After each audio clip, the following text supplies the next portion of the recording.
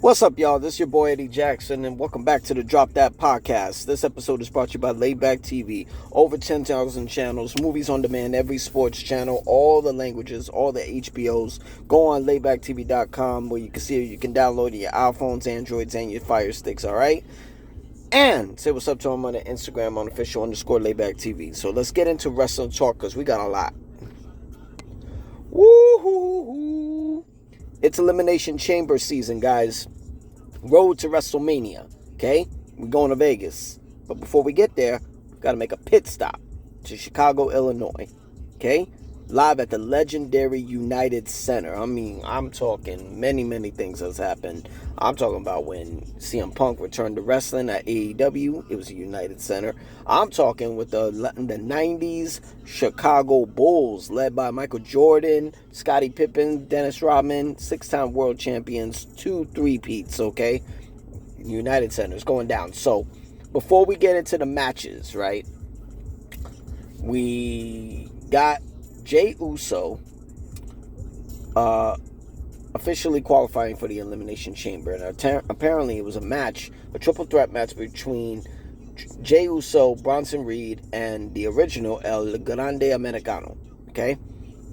There was a 2 count broken by Bronson Reed. And when he did that, which didn't look like anything serious, you know, he flew over them, fucking pulled them off, and what happened? The weirdest shit happened.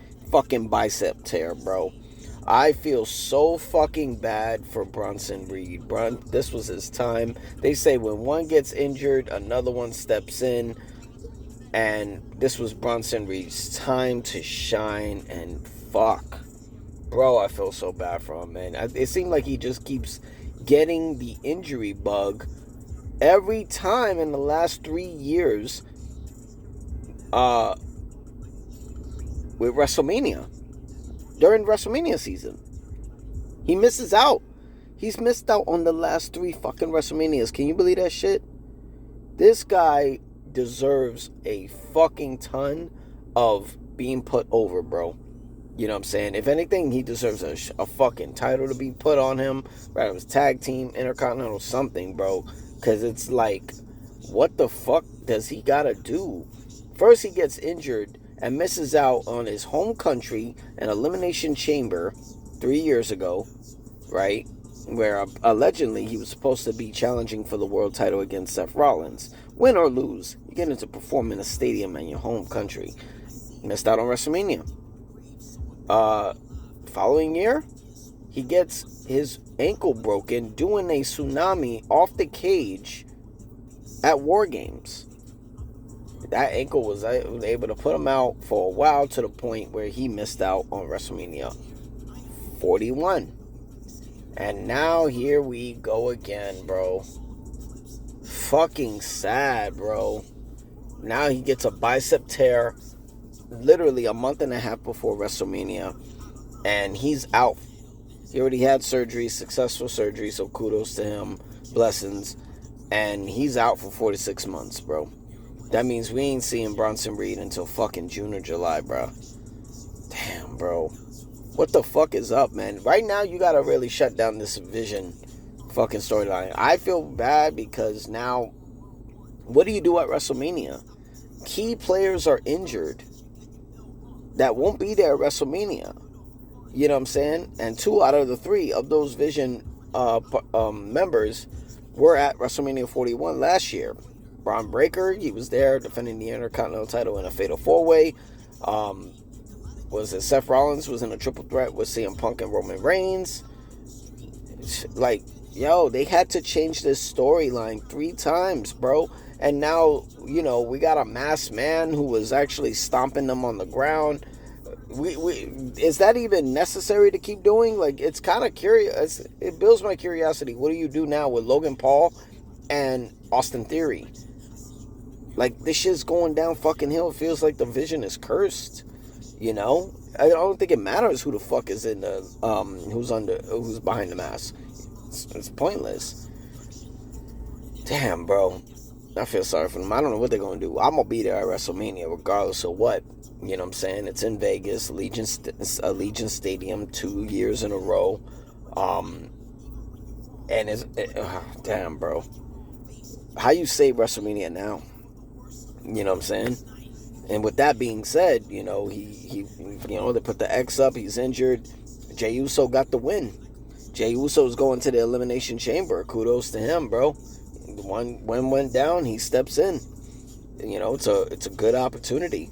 He had a legendary. Well, I don't want to say legendary, but he had a past feud with Drew McIntyre. A lot of wins. A lot of losses by a lot of losses by Jey Uso to Drew McIntyre. But he did get one pinfall over him, so that's good. I guess we'll see what's up. We had Natty take on Maxine Dupree. I like this. It builds more of, not mystique, but more of the destruction and domination of Natty's character. You know what I'm saying? It definitely shies away from Natalya.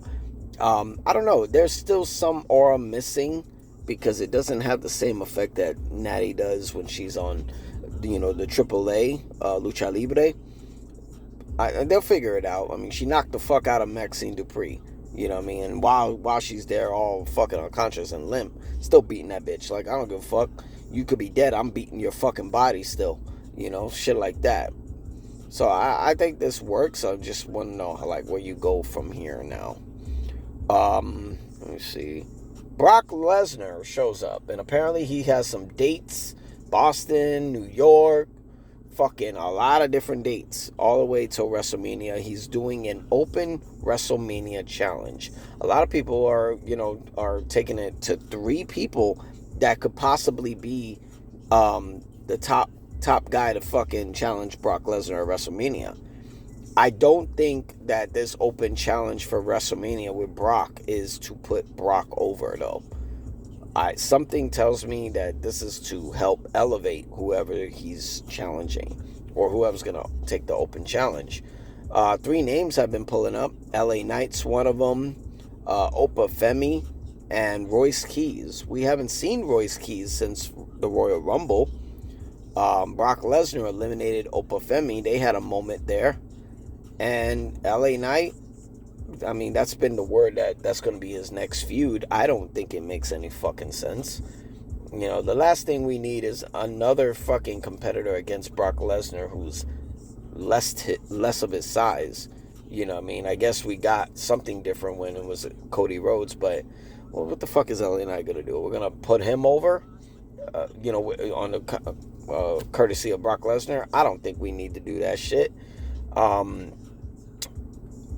Honestly, I've been telling my people I want to see Royce Keys there.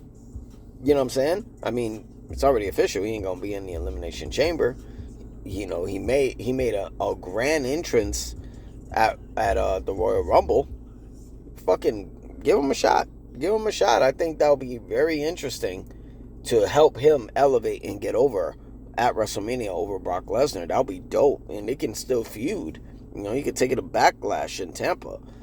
I just don't see what can a match with Opa Femi and Brock Lesnar. What do you do with that? I mean, for longest it's been fucking Gunther them talking about, but you don't need to put Opa Femi over as much as he is already. It's been over a month since he relinquished the NXT title. He's called up the main roster, but he's yet to decide whether if he's with Raw or SmackDown. I don't think it matters for either one. So I think it's well deserving to Royce Keys. This past Monday they did a tribute to AJ Styles. I thought it was fucking dope. You had fucking TNA competitors there, old competitors, Frankie Kazarian, Abyss. Saw CM Punk, saw Cody Rhodes made an appearance. He was there with his kids, his wife. That was dope. I ain't gonna lie, I got a little emotional watching AJ Styles, hang it up, drop the vest, drop the gloves. Well fucking deserved Hall of Fame career. Yeah, man. Yeah. I was watching the Royal Rumble in 2016 when he debuted. I was like, wait, what? You know what I mean? Because, he was mistreated in TNA. He went and did his thing over there in New Japan. Um, did he need to go to AEW? I don't think so. Well, what's the point, man? You're gonna get more hurt. You're gonna get more beat up. The health plan is probably not the fucking same. What do you need to gain over there? Technically the top title was the WWE title, and he won that shit twice. So, kudos to him. And I thought it was dope at the end of the night. The Undertaker showed up, fucking made people feel like, oh shit, you and me got unfinished business. We might be going one more round than we did back at WrestleMania when I retired in that final match. And he fucking told him, yo, you're inducted into the 2026 Hall of Fame. That's fucking salute to the phenomenal AJ Styles on an incredible career. A phenomenal career, no pun intended. Enjoy retirement, enjoy your wife, enjoy being a full-time dad with your kids. Well deserved, man, well deserved. You came there, you got out of there when you wanted to. You know what I mean? No CTE, no fucking bad injuries. Still good. Still able to, hang out with your kids, play with your kids, all that shit, bro. So congratulations. And he signed a new contract to, going to be doing behind the scenes, helping the, new talent out. If you thought Shawn Michaels could teach you, watch your AJ Styles, You stay out of, watch out. You know what I mean? The phenomenal is going to teach you some shit. All right, let's get into it on who you got. All right, so we got the Elimination Chamber live, Chicago, Illinois at the United Center. We got the men's Elimination Chamber. Winner of this match goes on to WrestleMania 42 to challenge Drew McIntyre for the undisputed WWE Championship. You got Randy Orton, LA Knight, the American Nightmare Cody Rhodes, Javon Evans, Trick Williams, and Jey Uso. I like this. I raised it. I loved it when they had their first qualifiers as Orton, Knight, and Rhodes. I thought it was very exciting. Like, oh shit, this shit gonna get real. With Javon Evans, okay, we got some high flying. I mean, this guy, he takes a lot of risks. I don't see him being healthy right after this match. You know what I mean? I think he needs to watch out for that. You know what I'm saying? He did a match with Kofi Kingston on Monday and nearly fucked up his ankle. We don't need no more injuries, man. Relax. Fucking Trick Williams, yo, this guy is so fucking over, and he ain't been with SmackDown no more than 2 months, bro. And he's killing this shit. The entrance, him on the microphone. This guy's got the it. He's the it factor. He's got the it factor on that shit. So salute to Trick. Jey Uso keeps everything interesting. Now that he's in it. Who I got? Why do I feel like it's going to come down to Orton and Cody Rhodes to me. I don't think LA Knight makes any sense to challenge Drew McIntyre. Javon Evans, that you ain't got a story there. Trick Williams against Drew, that's a heel versus heel, makes no sense.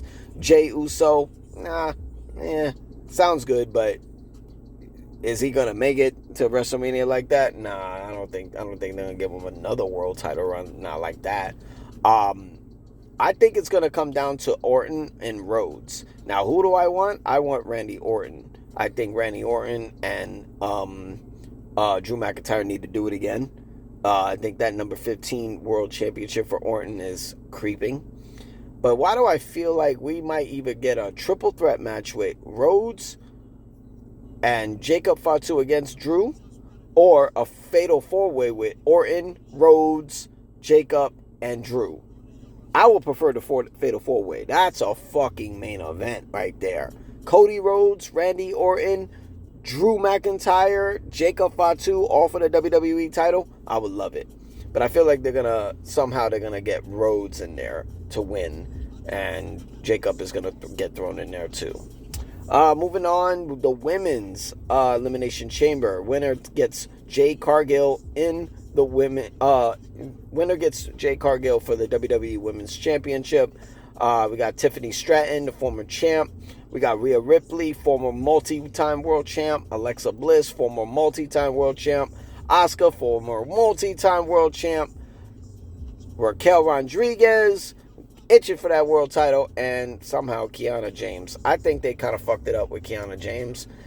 She needs to literally make a mark in that match where, like, holy shit moment. She needs it. Otherwise, that was fucking weird how she got placed in there. You might as well have just put Nia Jax or something, because that would have made a hell of a lot more sense to make it entertaining. Everybody's out, everybody's over the league, levels above Kiana James, if we're being honest. What makes sense? Rhea Ripley, to be honest. I think Rhea Ripley is a great match. It's a dream match with Jade Cargill for the women's championship. It stirs up the women's division over there on Raw and SmackDown by Rhea. If Rhea's challenging for the women's title, you're going to see her a lot more on SmackDown. Plus, she's one half of the women's tag team champions. Other than Rhea, I don't think anything else makes sense. We already seen Tiffany and Jade. The first couple matches were trash. Alexa will get squashed. Asuka makes no fucking sense. We need a better dance partner. Kiana James. Raquel is a great dance partner for Jade, but those are two heels. That makes no sense. I think it's Rhea Ripley all fucking day. Rhea has never won an Elimination Chamber match. This would be it. So then she would have got Royal Rumble and Elimination Chamber already scratched off her bucket list. I think Rhea should get it. Go on to WrestleMania and face Jade Cargill. Now, rather she should get that title. I don't know. We'll get to that. We'll cross that bridge when we get there. So we got Becky Lynch defending the Women's Intercontinental Championship against AJ Lee. I don't think it makes sense for AJ Lee it makes sense that she's in the match. It's her first singles match in 10 years. It's her first championship match in 11 years. She's already got 2 submission wins over Becky Lynch. I think this is where we're going to finally see AJ suffer her first defeat against Becky. But that don't mean that, this shit has to end. It could mean we're dragging this to WrestleMania. We just don't know how. I got Becky for the win. You stirred a cheat win, though. You know what I mean? Not a fair and square win. But hopefully it's a good match, because AJ's promos have not been very well. And we haven't seen what she could really do in a one-on-one match, because it's always been a tag team or a War Games. We haven't seen what she can do. I hope we could see a little bit more. I hope they got the right producers like TJ and everything like that to really stir up some good 5-star match, the best they can. But I still got Becky for retaining the title. CM Punk defending the World Championship against Finn Balor in his hometown of Chicago, Illinois. I got Punk, who should win. But I feel like there's going to be the demise of Judgment Day. JD McDonough is going to get involved. Dominic Mysterio is going to get involved. And it's going to cost Finn Balor the match, where this is a moment of putting him over as a babyface and no longer a heel. I got Finn Balor not winning the world title. And finally listening to CM Punk hey, I'm going to get you out. You need to get the fuck out of Judgment Day. It's tearing you down. Now, is that fair? Not really, because they put over Punk in Finn Balor's hometown. To not return the favor is kind of weird, but it's Chicago, and you're already promoting a fucking blockbuster match between CM Punk and Roman Reigns. We've seen this match years ago, but not at the level that they're at now. We got the best in the world versus the OTC. And at WrestleMania Night 2, that's the perfect match to end Night 2 of WrestleMania. I think they have the potential to end both nights with great world championships. Fucking up Punk versus Roman, that you're never going to forgive yourself with that. So I got Punk winning due to some interference from the Judgment Day and costing Finn Balor the match. And that's all we got for Wrestling Talk with the Drop That Podcast. I'm your boy Eddie Jax. Make sure you hit that sub button. Let's get it up, baby. Yo, you got your own selections of who you got for Elimination Chamber this Saturday. It's going down this Saturday. ESPN, it's going down. Elimination Chamber, live from Chicago, Illinois, in the United Center. Okay, make sure y'all tune in. All right, I would love to hear in the comments who else you got and why. All right, be easy. I'm your boy D Jax. See you next time. Peace.